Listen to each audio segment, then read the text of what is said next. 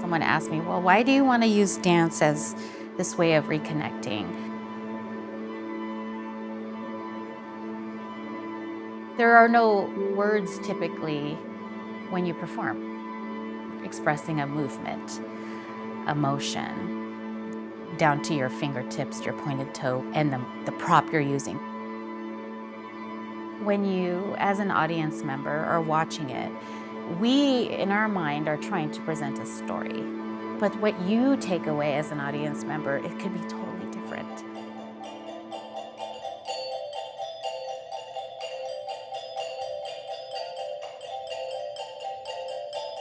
Because yes, there's an underlying theme we're trying to present, but your interpretation of the performance could be different from the person sitting by you.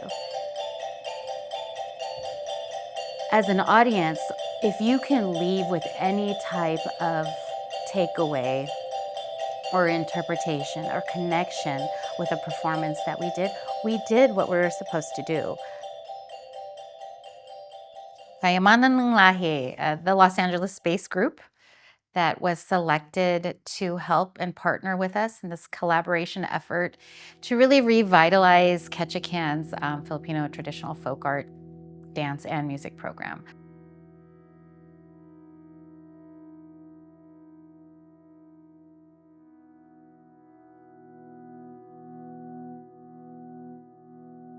Joel and Ave, a beautiful couple who established and founded KNL along with their partner Barb, Ate Barbs. And the three of them created this amazing organization, now 32 years in the making and still growing strong.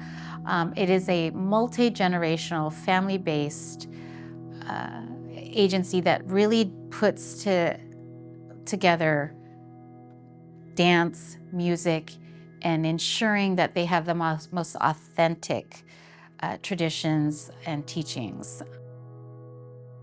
I'm here in Ketchikan with my nonprofit group named Kayamanan ng Lahi. Kayamanan ng Lahi means treasures of our people. And we're based in Los Angeles. And we're a folk arts group that really strives to use culture as a vehicle for transformation so that we can empower ourselves, our families and communities, and ultimately enrich society. And we inspire transformation through the use of cultural understanding and artistic expressions. So we learn and we perform, and that's how we inspire transformation.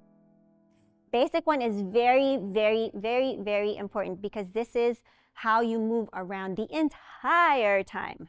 Okay, and we call it the running step. Very important. Have soft knees. Everybody turn that way. Look in the mirror. Okay, look in the mirror as you turn that way. So as you can see, you have soft knees. Stand up straight. Soft knees. Now bend at the hip and move forward. This is how you run in place, right? But guess what? Where is this from? What part of the country? Which means Cordilleras are the what? Mountains. Who do you know that runs on mountains? Oh, yes! Everyone's gonna fall off the mountain. So remember, when you are dancing these Cordillera dances, you are very close to the ground.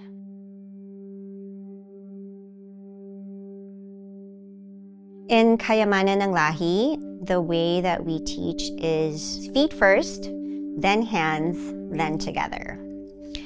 As you would imagine, in the Philippine folk dance world, from north to south, everything is so different. Where you are from actually influences the way that you move. And so there is a great professor from the University of the Philippines who broke it down for us. For example, reverse T position, right?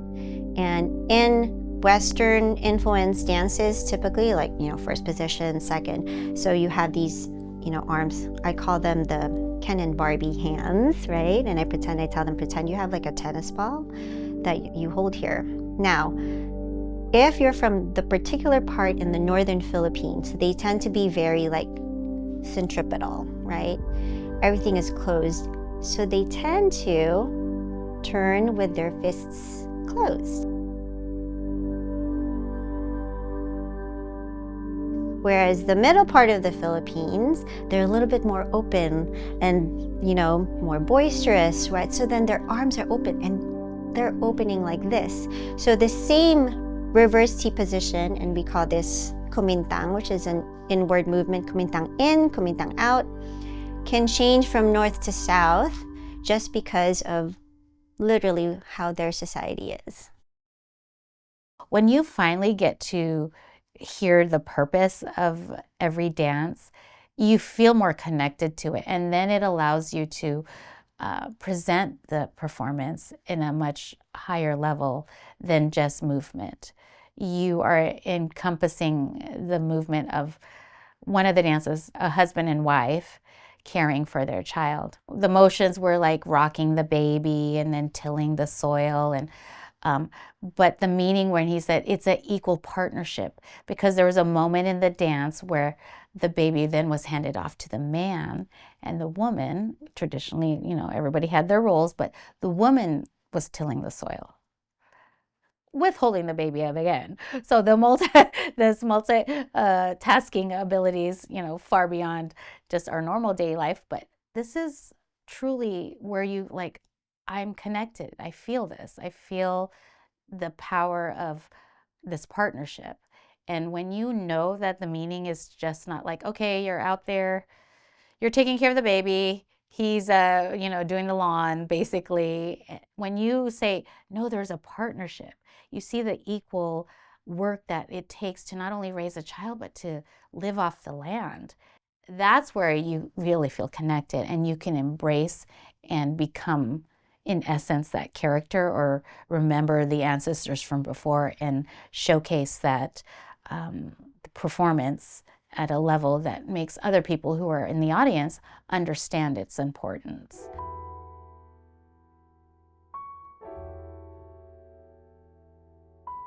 Here's the deal for us.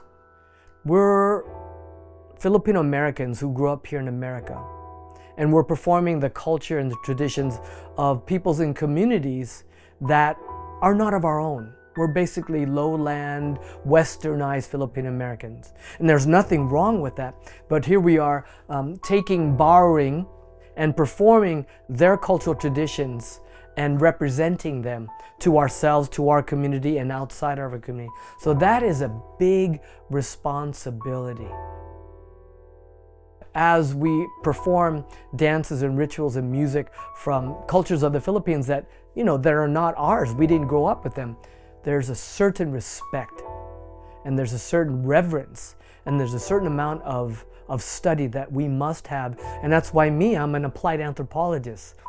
So my role for the organization is to serve as program director to make sure that the research that we're doing, that the knowledge and understanding we have is rigorous. It makes sense from a cultural anthropological lens.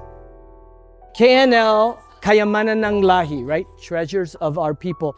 Shyam is what number? 9. The KNL 9. It is our approach to how we look at culture and then how we apply it. That's where the applied comes from. So this is just something that we're sharing with you, a framework. After 33 years, we've been around 33 years, this is how we try to do things, right? Okay, so this whole thing about applied model of culture is based on this equation. Well, it's not math. It's something that's just a process where we're going to take culture, which is C, we're going to break that down into its components, and then we're going to reconstitute it for the performance, right? And this is the process. Just really quick, we're going to introduce culture as learned and shared behavior that's passed from generation to generation. That's what culture is. Culture is comprised of 3 major dimensions: what people think, ideology, our beliefs, attitudes, and values, how we behave, what we do, how we manapo, the technique of how we squat, how we sing, how we dance, how we wear things. And then the material, M, for what we have, the material culture, our resources that we have that we manipulate in order to do the things that we do in performance. You take all that together, I plus B plus M, and equals P for performance. Right? So I want you to lock that in. Culture equals ideology plus behavior plus material equals performance. Ave is our material culture. She really dove into the education to ensure that when we are wearing different regalia, it is as authentic as it could be. And they're, obviously with the American culture and you trying to get what you can, you kind of adapt. But if you can get the opportunity to go to the Philippines and get traditionally woven material, do so in the most real way. She's actually the secret, I believe, the secret sauce behind Joelle. I had never met Ave in person, and then I met her in the Philippines for the first time. And I knew it. I just was like, oh, this woman is actually the driving force behind KNL. And her creative articulation of story and presenting the narrative whenever they did a performance was what I found so captivating, because she took any interpretation of a dance and whatever theme they were trying to present to the audience, she was able to capture a story and create that story so that you felt you knew what was going on. So not only a material culture expert, but also the storyteller that can connect all what we're doing into one piece. So Joelle is also the musical instructor of the program. Live music allowed us to physically not just hear it, but to feel it. To feel the young percussionists, pound and drum, and the echo of the music coming not just in the auditorium, but you felt it in your bones. It just added to the next level of being truly immersed in your performance. And that's what I think live music does, is that it brings you, it connects not only the musicians to the dancers, but the feeling of the ground, hearing it through your feet, then coming up through your body, and then it just enhances your dance all the way to your fingertips. So it was essential. I knew it was money well spent to really invest in percussion, and I hope people know that those are resources that are available. I'd love for the schools to learn this, and that is kind of the reasoning I felt that it could grow, is that we can now bring these to the schools and they could feel and touch and maybe, borrow them, and the music teachers can teach. Back in the day, we used to have a community center, a place that we all always connected to. We feel the Magsayawan Ketchikan dance project is that way to, in a sense, give us that ticket to say, we have no space to practice. We have no space to gather. We don't necessarily always have to use the auditorium. We would love for people to, like I mentioned earlier, come to our table, come to where we actually practice, come to see where we connect and whatnot. The doors are open to everyone, right? But the dance, I feel, is a ticket to hopefully reinstate and really show that we are striving towards finding some kind of cultural safe haven space for maybe it's not just a Filipino community center. Maybe it becomes that, cultural center for all of Ketchikan's diverse community to come and have a safe space to practice their traditions, practice their, religious faiths, whatever the case may be. But it has to be a way that we are representing Ketchikan in its truest inclusive way, and not just always one versus the other. Why can't we cohesively find that common ground that makes us all interwoven in some way?